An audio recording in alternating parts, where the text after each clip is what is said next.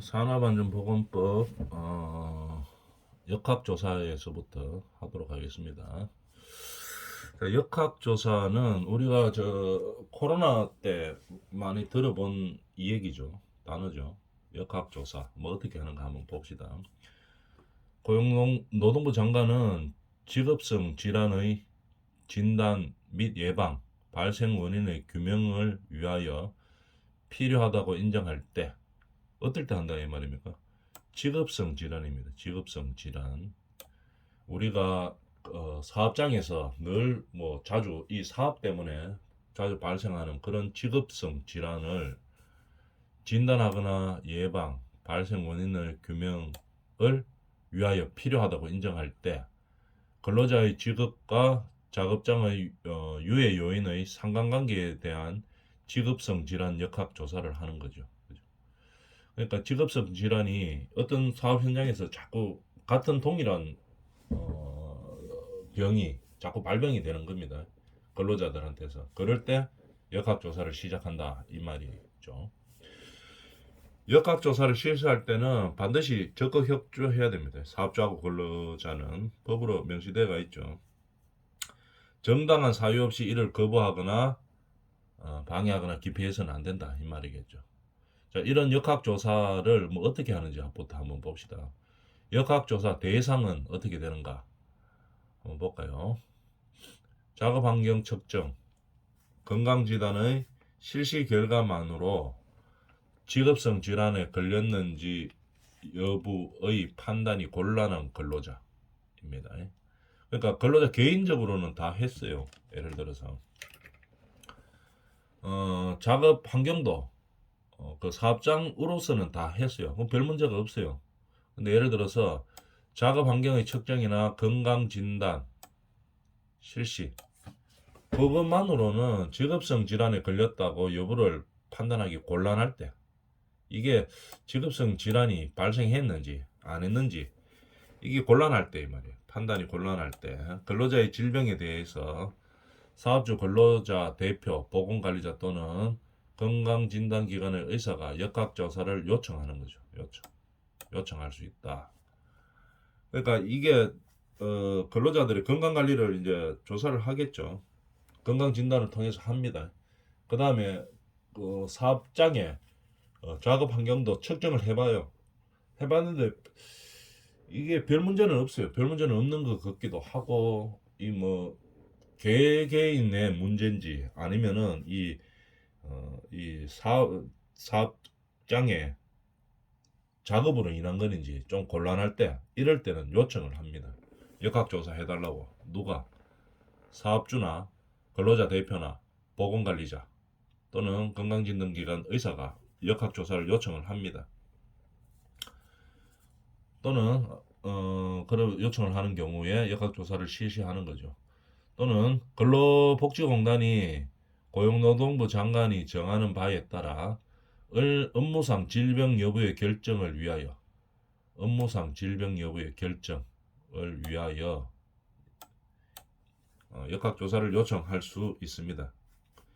근로복지공단이 고용노동부 장관이 정해놓은 규정들이 있죠. 이렇게 됐을 때는 업무상 질병에 해당한다. 이렇게 되면은 이게 비슷한 유형이 발생했는데 근로복지공단에서 봤을 때 그럼 이게 업무상 질병인지 아닌지 아니면 뭐 개인 질병인지 업무상 질병인지 이거를 결정을 해야 되겠죠. 업무상 질병이 이 사업장에서 발생했습니다. 이렇게 결정하고 하려고 하면 역학조사를 해야 되겠죠.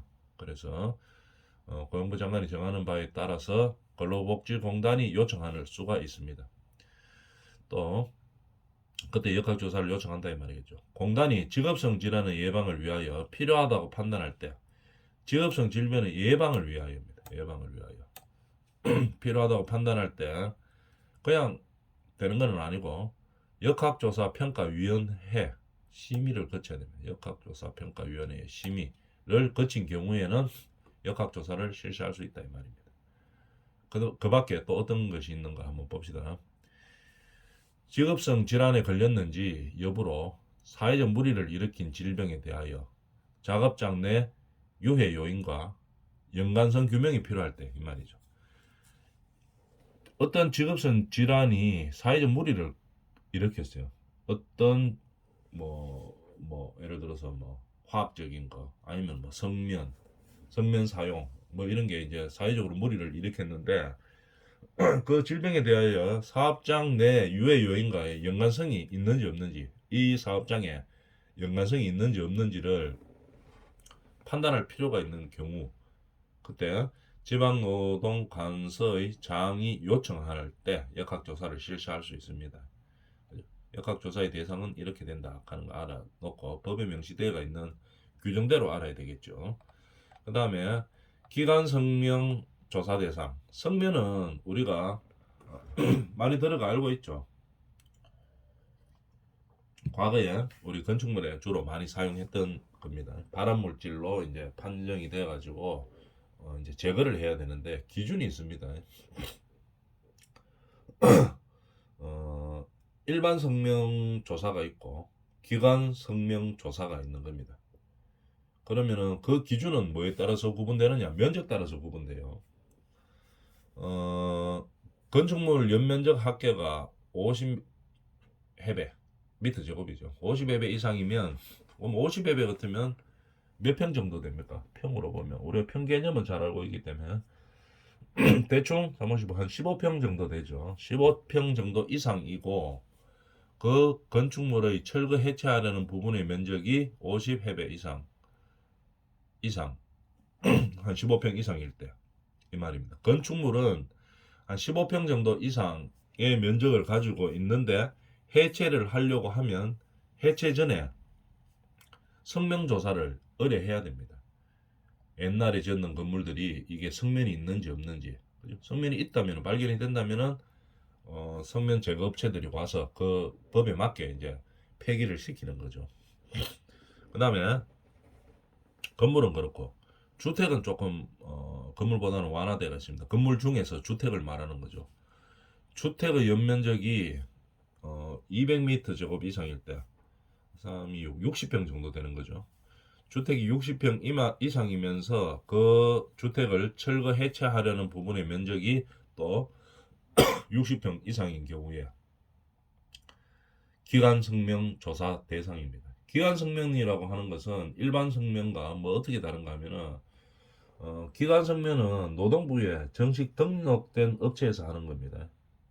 일반 성명 조사는 노동부에 정식 등록된 업체가 아니고 그냥 성면 조사하는 업체를 말하는 거겠죠.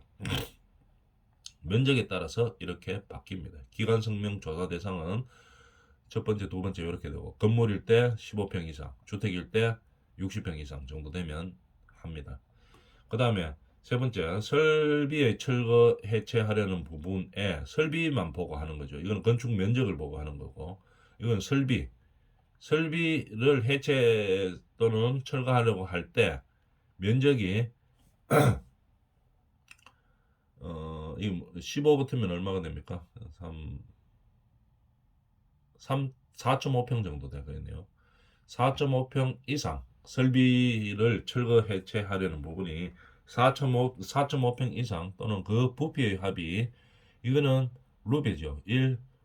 1세제곱미터 1루베입니다. 가로 1루베가 뭡니까? 알죠? 그림을 간단하게 그려보면 이렇게 되어 있는 거 말하는 거죠. 여기가 1m고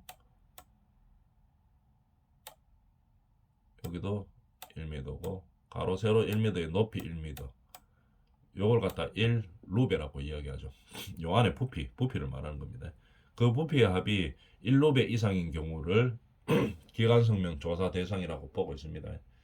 근데 그 철거하는 설비가 어떤 겁니까? 단열재. 우리가 벽에다가 단열재 많이 붙이죠. 특히 외벽에 많이 붙입니다. 그래서 결루를 방지하고 단열 효과를 노리기 위해서 단열재를 많이 붙이는데 그 단열재 철거하는 부피의 합이 1세제곱미터 이상일 때, 거의 1루베 이상일 때 이 말이죠. 그거일 때 기관성명 조사 대상입니다. 그 다음에 뭐 보온재도 마찬가지고 분무재, 내화 피복재 되죠. 피복제, 게스켓, 노설 방지제죠. 뭐 메우는 겁니다. 그다음에 패킹. 좀 뭐 우리 패킹은 뭡니까? 저 창호나 뭐 문 같은데 이 옆에 틈이 조금씩 있죠. 그 틈막이 메꾸는 겁니다. 그 패킹제. 그다음에 실링제. 실링제는 뭡니까? 실리콘 말하는 거죠. 실리콘 같은 거. 액상매움제 이런 거를 말하는 겁니다. 이런 것들이 4.5평 이상이거나 면적으로 부피가 1루베 이상일 때 1루베는 요 정도 면적입니다. 가로 세로 1 높이 1 요거일 때 기관성명 조사 대상입니다. 이만큼 성면이 인체에 위험하니까 이제 이렇게 건물을 해체할 때 옛날에 이거 썼는지 안 썼는지 잘 모르죠. 옛날에 지은 건물들이. 그래서 반드시 조사하고 없으면 뭐 그냥 부수면 됩니다. 철거하면 됩니다. 근데 있으면은 반드시 이 전문업체에서 와서 철거한 다음에 법규에 맞게 철거하고 그 다음에 이제 건물을 철거해야 된다는 얘기죠. 그 다음에 또 성면 철거할 때 파이프 길이의 합이 얼마일 때 파이프 길이 80m 이상일 때입니다. 그 파이프를 철거 해체하려는 부분의 뭐가 보온재료의 길이의 합이 80m 이상일 때. 이 무슨 말인가 하면은 엑셀 파이프나 뭐 이런 파이프를 할 때 건물을 지을 때 파이프로 이제 뭐 수돗물 이런 거를 땡겨오죠. 아니면 뭐 온수, 냉수 아니면 보일러에서 이제 우리 방바닥 따뜻하게 하려고 하면은 물을 끓여 가지고 이 파이프로 돌리죠. 근데 이 파이프를 우리가 보면은 이게 파이프가 얼어가 터질 수가 있습니다. 그래서 파이프 시공할 때 외벽이나 건물 바깥쪽에서 할 때는 항상 보온 재료를 파이프에다 감아서 사용합니다. 근데 그 보온 재료에 성면들이 옛날에 많이 들어 있었어요. 그러다 보니까 80m 이상 될 때 파이프 길이가 그러면 파이프 길이가 80이면 보온 재료 길이의 합도 80m 이상이 되겠죠. 똑같이 파이프 길이대로 붙이기 때문에 그 이상일 때는 성면 조사 대상 중에서 기관 성명 조사 대상입니다. 노동부에 정식 등록된 업체에서 해야 된다는 얘기겠죠. 성면 해체 제거를 통한 제거업자를 통한 성면 해체 제거 대상. 금방 아까 했었죠. 비슷한 내용이네요. 철거 해체 규정을 잘 보고 이제 그렇게 해야 되는 거죠. 철거 해체 하려는 벽체, 바닥, 천장, 지붕 등의 자재의 성면의 중량 비율 1%가 넘게 포함되어 있고 그 면적의 합이 50m 제곱 이상 15평 이상인 것 1% 넘게 포함되어 있어야 된다는 얘기겠죠. 성면 중량이 자재에 포함되어 있는 성면 중량이 아까 위에 거 18번하고 비슷한 내용입니다. 성면의 중량 비율이 1%가 넘게 포함된 분무제 또는 내화 피복제를 사용한 경우 업자를 통해서 해야 된다 이런 얘기겠죠. 성면 1% 넘게 포함된 단열, 보온, 게스켓, 패스킹, 실링제 4.5평 이상 또는 그 부피의 합이 1m 3 이상일 때 위에서 했던 내용과 같은 거죠. 근데 이제 성면의 중량 비율이 1%라 하는 게 이제 추가되는 겁니다. 이것도 1% 추가돼가 있죠. 파이프 보온제 80m 이상일 때 보온제에 파이프를 감은 보온제에 성면을 많이 썼기 때문에 이렇게 사용하는 겁니다. 그 다음에 성면 제출을 이렇게 하죠. 그러면 성면은 일반 사람들이 이 철거하면 안 됩니다. 전문 업체들이 해야 돼요. 전문 업체 중에서는 일반 성명 조사를 하는 업체가 있고 기관 성명 조사를 하는 업체가 있습니다. 그 조사를 따라서 규정의 면적이나 길이에 따라서 부피에 따라서 이제 정해지죠. 조사를 하고 난 다음에 해체를 하려고 하면은 이 반드시 허가받은 업체에서 해야 됩니다. 그러니까 일반 사람이 해체하면은 문제 아주 심각해지죠. 그래서 발암물질이기 때문에 그런 식으로 규정을 많이 하고 있다 하는 거 알아놔주면 되겠습니다. 그 다음에 건강진단의 종류가 뭐 어떤 것이 있나 한번 봅시다. 일반 건강진단, 특수건강진단, 배치건강진단, 수시건강, 임시건강진단 이렇게 나눠지죠. 그러면 각각의 뭐 진단이 뭐 어떻게 되는가 한번 볼까요? 일반 읽어보면 대충 알 수 있죠. 일반 건강 진단은 말 그대로 일반적으로 하는 건강 진단을 말하는 겁니다. 사업주가 사용하는 근로자의 건강 관리를 위해서 주기적으로 하는 거죠. 주기적으로. 1년에 한 번씩 뭐 이렇게 하는 거죠. 주기적으로 하는 걸 건강 진단이라고 합니다. 그다음에 이제 특수 건강 진단. 특수니까 뭐 좀 특수한 상황에서 하는 거겠죠. 어떤 상황? 이런 상황입니다. 유해 인자에 노출되는 업무를 하는 사람이 있죠. 뭐 건강에 해가 되는 그런 상황에 노출되는 업무를 하는 근로자가 있을 때 그 사람에 대해서는 특수 건강 진단을 합니다. 예. 직업병 소견이 있는 근로자, 근로자 건강 진단을 요 경우라든지 특수 건강 진단 대상자가 유해인자에 노출되어 있는 업무를 할 때 실시하는 거죠. 특수 건강 진단을. 또는 두 번째로 근로자 건강 진단을 해보니까 직업병 소견에 의견이 있어요. 그죠? 작업 장소를 판정받아 작업 전환을 하거나 작업 장소를 변경하여 해당 판정의 원인이 된 특수건강진단 대상 업무에 종사하지 않는 사람으로서 해당 유해인자에 대한 건강진단이 필요한 의견이 있는 근로자를 특수건강진단을 한다 이 말입니다. 그럼 뭔 말인가 하면은 건강진단을 해보니까 직업병 소견이 있어요. 특수 업무, 유해인자에 노출되는 업무에 일하지는 않았는데 이 해당 사업장에서 일을 하다 보니까 해당 사업장에 직업병 소견이 발생했어요. 건강진단을 하다 보니까 의사가 그런 소견을 내렸죠. 그럼 그런 근로자들이 어떻게 됩니까? 그 일을 계속 할 수는 없죠. 업무를 바꾼다든지 뭐 장소를 변경하든지 이렇게 합니다. 이렇게 할 때 하기 전에 특수 건강진단을 받아봐야 된다 이 말입니다. 진짜로 문제가 있는지 없는지 직업병인지 아닌지 이런 거를 판단하기 위해서 하는 것이 특수 건강진단입니다. 그 다음 배치 건강진단, 배치 전 말 그대로 읽어보면 알겠죠. 배치하기 전에 건강진단을 하는 거겠죠.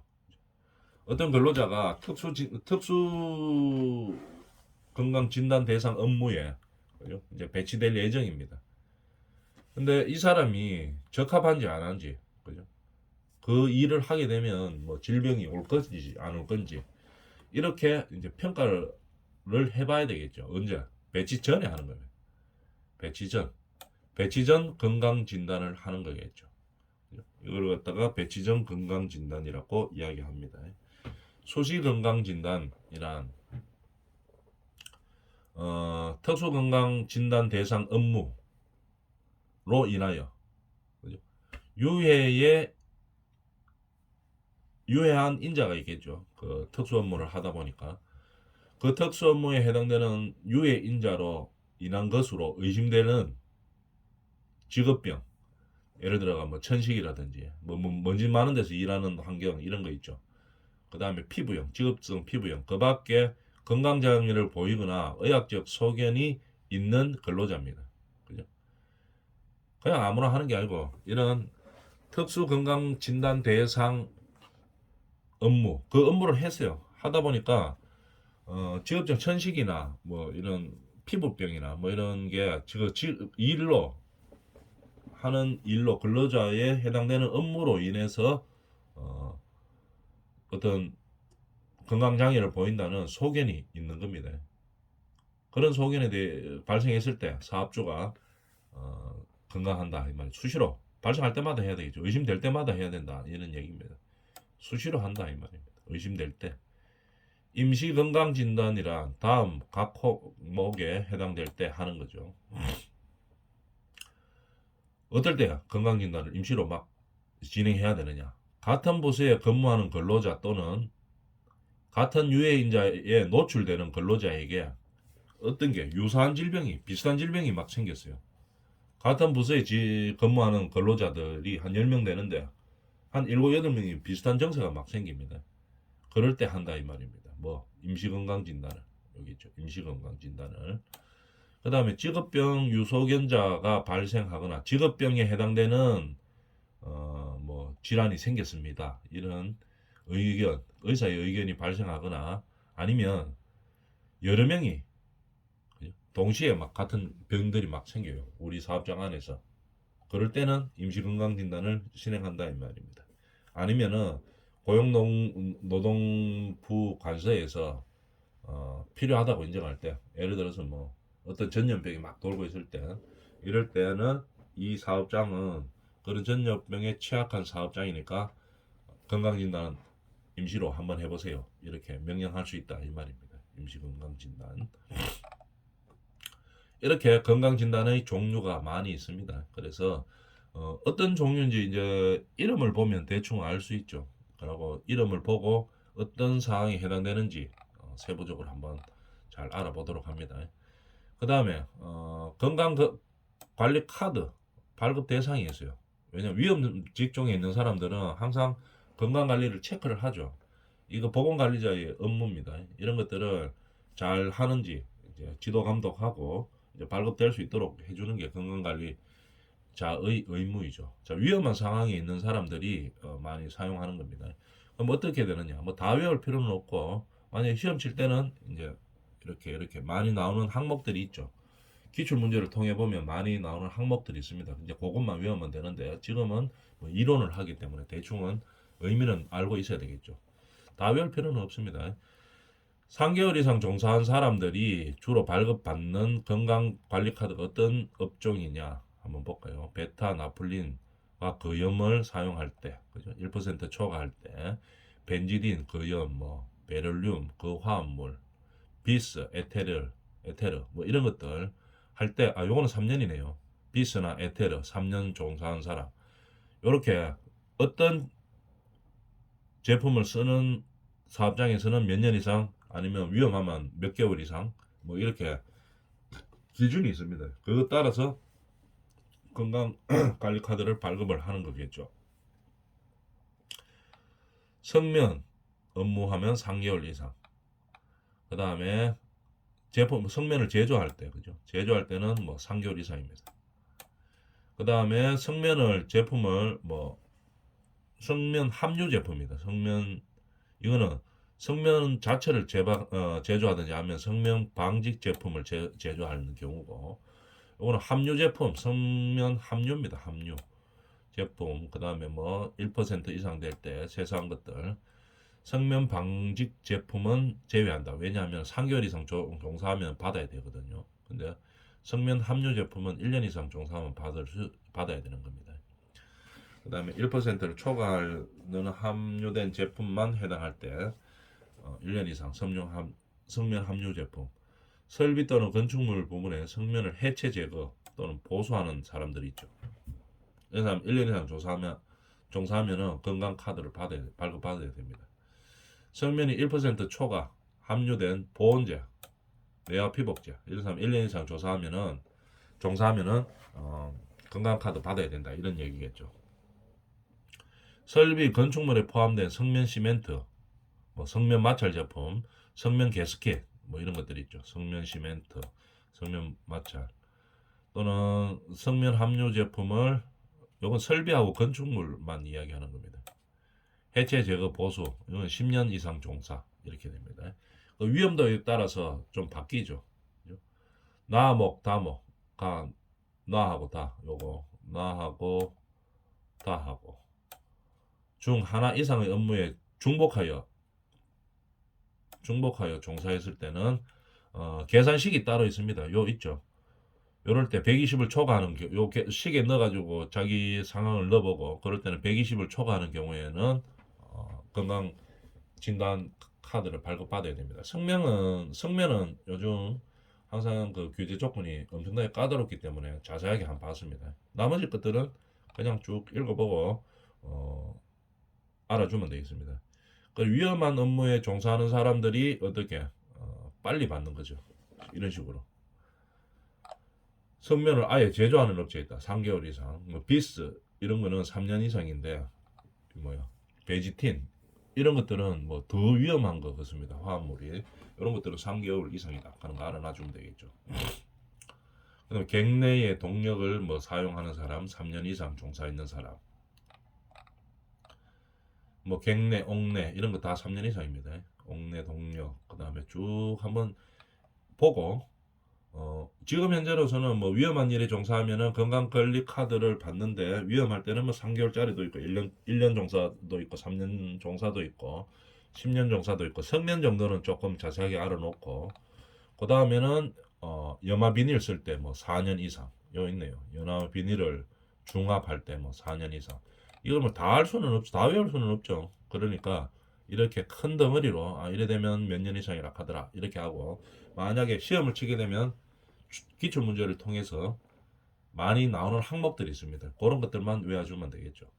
그럼 이런 거는 4년 위험도에 따라서 바뀝니다. 삼산화 비소 뭐 5년 뭐 이런 식으로 니켈 별로 안 위험한 거겠네요. 다른 화학품에 비해서는 5년 카드뮴 많이 들어본 이름이죠. 니켈 카드뮴 뭐 5년 벤젠 벤젠 제조 사용 6년이네요.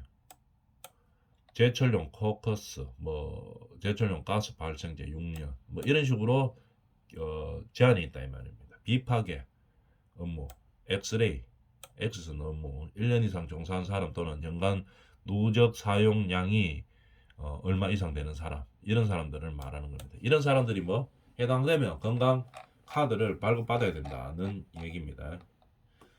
실명자의 근로 금지는 다음 시간에 하겠습니다.